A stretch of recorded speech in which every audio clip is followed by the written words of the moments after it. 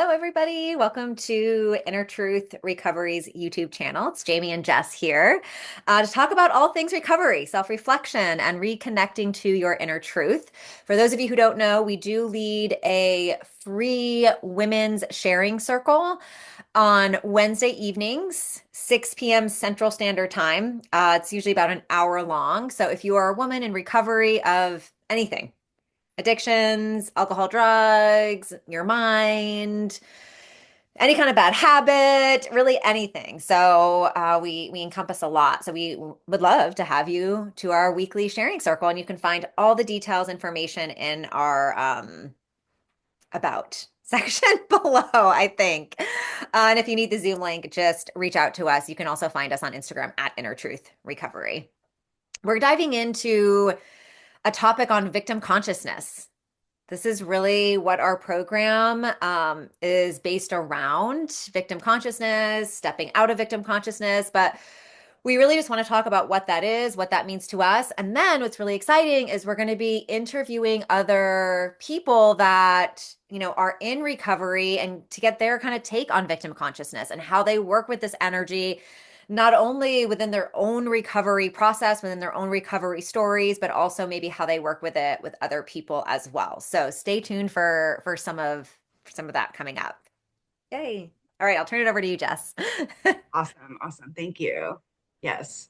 And so like Jamie was saying, we wanted to just start unpacking some of this heavy topic of victim consciousness. And so I just wanted to read a little blurb here. This is about victim consciousness. This is a state of awareness where a person perceives themselves as powerless and believes life is happening to them rather than for them. It often involves feeling stuck in blame, helplessness, and a lack of personal responsibility. Key traits are blaming external circumstances, feeling persecuted, and expecting a rescue. The shift is moving from life is happening to me to life is happening for me. And like I'm co-creating my reality. Hmm. And so that's just kind of a kind of like general defining to really talk about it, because we want to really break this down of like victim consciousness, victim energy, victim mentality, because this is such a subtle thing, right? I think like I know I did when I first started on this journey. It's like I had a very definite image in my mind of like what victim looked like or what victim energy looked like. And what I've come to understand is that it's a very nuanced kind of thing that really like shows up in these subtle ways, and like thought patterns that I have or old patterns of behavior I don't realize. And so it's pretty multifaceted and multi-layered, which is one of the reasons that we wanted to unpack it and like kind of have these series of conversations about it, to just because it's one of those topics that's a little bit awkward. It's a little bit uncomfortable to really talk about and even sit in victim energy, but it's so ripe on the planet right now. It's such a vital shift in for those of us on our recovery and healing journey. So it just feels like it's such a serendipitous time to bring this to you all. And yeah, do you want to keep going or? Well, I was just kind of thinking about it, and I had an example of victim energy because, yeah, I think that this is something we're all working through, and it can be easy to be like, well, I'm not a victim. I'm really positive, and I already worked on that. I'm good, right? But I think to some extent we all are here because and I'll give you a little example of yesterday, literally yesterday for me. I was visiting a client, doing an in-home session, and I was talking about how busy I was this week. And I was like, "Oh, I totally see what you're saying. It's like there's no time. I just don't have time to like cook. So my kitchen's a disaster right now. It's like I cook, I throw it in the sink, the laundry's all over the place because I just don't have time." And one of the things she said was, she's like, "Oh, well, there's time. Like and then like she's like, for me, like I have time to do it, but like when I'm done done working, I'm just tired. So I want to do other things." And I was like, yeah, that's so true. Like I do have time. Mm, I'm just like choosing to be like, oh, I need to watch a show. I need to sit on the couch, have my dinner, and watch a show. So like I feel like even in that little instant, I was kind of being a victim to there's no time, but I don't have time. And so I don't have time and blah blah blah. I'm just a victim to like this busyness. right. Right. And like, I was like, oh, yeah, technically speaking, I did have several hours last night. I probably could have gotten a whole shit ton of stuff done if I wanted to, actually. Could have cleaned, I could have done laundry, I could have washed the entire bathroom. Like, there was time, but I just was tired because my day was so back to back and appointments and meetings that I chose not to do that. Right. So that's more empowering, Yes. like, right? Than being like, I just don't have time. I'm so busy. Like, and it's exhausting, I think, too, being in victim consciousness, but it's really hard to recognize sometimes with those little things when you are in that space. So Yes. that was just like a little example from my own life, right? So if anyone can kind of take that and see what resonates with you about that story that I just shared and like where you might be in that space still. Yes. Well, and it reminds me of that quote from the Gene Keys book that talks about the I have it somewhere. The human tendency to look for outer causes for our moods is the greatest addiction on our planet. It is rooted in an essential core belief that we are victims of our material reality. And I Mhm. feel like it's like really like when we're talking about victim consciousness, it's like there's a kind of programming that we have as a society, like as a like on the planet, and especially in the West over here, right? Yeah. And it made me think of like I shared it in the email, but my little story about grandma's visit, right? It's like um, my husband's dad died and his grandma wanted to come visit us for a little while. And when he asked me about it, which she's elderly and requires a lot of care, and she was bringing her little dog, and I have two dogs, an elderly dog and a puppy. And so originally I was like, yeah, sure, Gran can come. And then when I found out she was bringing her dog, my like intuition said no, like that's too much. I don't have the capacity for that, you know. But instead of saying no, I don't have the capacity for it, I wanted to be nice. I did, you know, dad just died. Like, you know, it's all this stuff of like wanting to be the pleasing person. And so a week into grandma's visit, I'm irritable, I'm discontent. I'm like, you know, grandma and this dog, and he always does this. You know, I'm like, I would feel myself wanting to go back to these like old narratives. And Yeah. I was like, okay, every trigger is a portal, right? Like, so what is this here to teach me? And it's like, wait a minute, when I dial it back, my intuition had said, you don't have the capacity for this. And so if Hmm. I just said, you know what, honey, the dog's just a little bit much. Like maybe somebody needs to come with her to help me. You know, there could have been all different ways. And so it just was an opportunity for me to pull out of that energy and say, wow, here I am, like about to spit out this narrative of being victimized by grandma and her dog, right? When really it's just a matter of like me not saying a yes from a totally embodied, aligned place, right? Yeah, So I it's love how like, you're saying that. Yeah, it's like not setting your own boundaries or something like that too. And yeah, I think victim consciousness too is like when we are limiting ourselves in the external world, right? And like being that victim. There's not enough time, we don't have money, there's not enough space. There's like all those, I mean, time's a big one, I think. big one. As opposed to just being like, no, I just didn't want to do it. Like, isn't that more empowering? It's like, and it's like more, it feels more freeing. Like it's not as stressful, Yeah, because you're right? acknowledging what is, right? It's Yeah. like instead of like making up a victim story about it, it's just simply acknowledging what is, which like takes Mhm. the charge out of it, right? Yeah. Yeah. Um, yeah, because it's like I know, yeah, that's been one of the big things I've been unlearning in my whole time in this whole program is this idea, this lie that there's just not enough in general, right? Like there's Mhm. not enough, like you said, there's not enough time, there's not enough water, there's not enough oil. You know, it's like it just Mhm. seems like no matter what it is, there's not enough. And Yeah. so it's like I think it's really that paradigm shift, and this is why we kind of began with victim consciousness because it's kind of where it starts, right? It's like you can work your way back with the patterns, but it comes from this like fundamental belief where it's either life is happening to me or life is happening for me. And Mhm. that's the big shift that I think sometimes people have resistance around, or it's hard to swallow, right? Because Yeah. then like what I've heard people say, oh, so you're saying it's my fault, my life is my fault, this was my fault. And it's like, no, fault, like take fault out of it, like that's not what we're Yeah. saying, but it's just about I'm like coming to the understanding and that we are co-creating our life in every moment. We're just either doing it consciously or unconsciously, right? And so when I'm doing it unconsciously, it's like I'm allowing my wounds and my triggers and things that I'm stuffing down that are unconsciously affecting my life in all these ways I may not even realize, right? Or it's like I can consciously and intentionally like choose what I want to experience, what energy I want to cultivate. And it's like you said before, it's such a more empowering and authentic like place to come from. And I think we put ourselves in victim consciousness with the good things too, even though that doesn't really make any sense. But do you know what I mean? Like, so it's like we hear people saying things like, um, oh, this person makes me so happy. But that's not what's happening. Like you are making yourself happy. Like, so you're not a victim to that person, whether it's happy or right. Because then if that person can make you happy, then they can make you sad, angry, jealous, blah, blah, blah, blah, blah.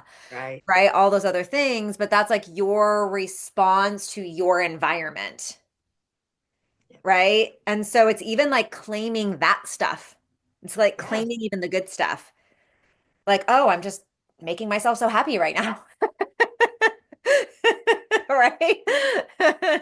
Because it's just the experience that you're having, right? So it's not, I don't know. So that's it was just kind of popping up right now too. But that's what we talk about in our Inner Truth program. And when as we lead these circles for women in recovery, it's under the umbrella of the Unstoppable Dream. So Jess and I are Unstoppable Dream recovery coaches, and it's all about understanding yourself so you can take your energy and pull it back to you, Yes. right? Which again, it's just as a way to empower you as opposed to bring you into like you are subjected to things happening outside. You can only be happy if you make money. You can only be happy if you get a new job or get a new car or this is going perfect. But that's not true. That's a way to limit yourself. And I think when we get into victim consciousness, we're in a limitation as opposed to understanding that we're so much more than just humans. You know, my mom said something to me like, 'cause people will say this all. I say this all the time. There's your light. Oh, Light did just you showed up. see? Oh It my did. It God. just showed up right behind you again. Sorry. Wow. So funny. So it's like when people are like, oh, well, we're only human. So of course we're going to do this. Like, of course we're going to get back to that. We're only human, but we're not. And my mom is like, I hate it when people say that. And I was like, why? And she's like, because we're so much more than human. We have God within or spirit within. I mean, whatever you resonate here with, right? But you are so much more than like your human self. That is not who you are. That's an experience you are having. You Mm. are unchanging peace, love, joy, complete, whole. Everything is already within you that you are seeking outside of yourself. Boom. Right. Preach. So, and it's like you can be happy no matter what. Yeah. And so you were not a victim to your circumstances in any sort of way. Yeah. Um, and that's what we work with here. That's a huge basis of my coaching is working with people to just take radical responsibility for their life, no matter what area it's in. And when you can start doing that in one area, all other areas can change. When you just Yeah. realize your reaction or your response to something, your thoughts is a big one. What am I thinking about this? What's the story I'm making up about this? Is this even true? And how can I understand that I'm not my thoughts either, right? I'm Right. the observer of my thoughts. Yes. Yes. Yeah. Well, and I love that you brought that in, and I love mom. I always love her quotes. It's like, and that's such a vital piece too, is really expanding into like the multidimensionality of who we are, right? It's like Yeah. we are energetic beings, spiritual beings, having this human experience, and so we have so much more available to us than we've been led to believe, right? Mhm. I think that's a Whitney book quote, but it's like it's really true. Like there's so much more available to us internally and externally than we've been led to believe, and so it's like so much of what we're doing in UDRC and Inner Truth is like bringing to awareness this beautiful energetic container that we live in all the time, Yeah. connected to this infinite, unchanging being within us. That's like that still center, because life is going to continue to change and evolve, and it's getting faster and faster. And if my foundation, if my sense of security and safety is grounded in something external, I'm just setting myself up for disappointment. And so Yeah. it's like really coming back to this. It's like I have the ability to generate any energetic experience within me that I want, because energy precedes matter. And so Yeah. like that's another vital piece too, is that because energy precedes matter, we're energetic beings before we're material beings, is that when we begin to come into energetic harmony and alignment, the outer 3D world automatically takes care of itself. It just begins to align, because like attracts like, right? When I invite in higher vibrational experiences, I attract higher vibrational experiences. And so But I can't do that if I'm in this victim consciousness and everything's happening to me. And, I'm just a victim of, even like Jamie said, the good stuff. Oh, God is so good. I got a raise. Oh, gosh, I'm being punished. I got fired. It's like, you can even use it that way. It's like just this idea of giving our autonomy over to something else, Mhm. um, which just keeps us in that victim energy, Yeah. which is a low vibration. It's down there with like shame and addiction, and it's in that same frequency there. Yeah, absolutely. Mm. hmm So I guess the question, for this first talk is like, where are you limiting yourself? So in thinking about victim consciousness, you don't even have to think about that, right? It's more like, where am I limiting myself? Because if we're if our emotions, if who how we are being and you know is dependent on someone else acting or doing a certain thing or a certain situation happening or not happening, then we are not in an empowered state.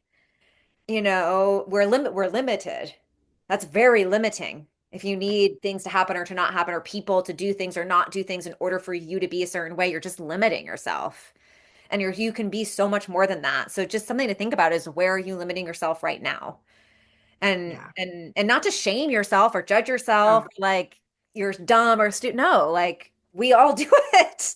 I was just doing it yesterday, as I said, with my time. In fact, I've been doing it all day already today too. Right? And so it's just recognizing it and being like, "Oh, okay, like how can you like shift that energy, move it up, just let it go, give it back out." Right? You don't need that energy. Energy is neither created nor destroyed, so just breathe it up and like give it back out and try again. And it's a practice, I think, to just not be in that space of limiting ourselves or in victim energy. yeah. Yes. Yes. Because so much of this is learned and like programmed, and so it's a deep indoctrination. So just to be so gentle and like compassion and curiosity, not judgment and criticism, right? It's like just Mhm. being curious about, where do I have external attachments? Where is my joy, happiness, peace, security, whatever, entangled with something outside of myself? Yeah. Just gently invite inquiry around these things, Yeah. and begin to unpack it a little bit in yourself. Yeah. Absolutely. Yeah. And we'll come back next week. Mhm. I think Jess and I are going to start with sharing our own stories of recovery. So maybe I'll interview you, Jess, next week, and we'll kind of dive into that, and then we'll vice versa. And if you're out there, you're listening to this, and you're like, wait, I've got a recovery story I want to share, or you have thoughts on victim consciousness, or you work in this realm, maybe you're a coach, a therapist, and you want to be on this YouTube channel with us, we'd love to talk to you and interview you and hear more about your story and learn from you as well. So, send us a message, reach out to us, and we'll get back to you and we can set something up. That'd be fun. Yes. Okay. Yay. All right. Do you feel complete? I do. I do. This was super fun. Thank you, Jamie. Yes. Thank you all for listening. See you next week.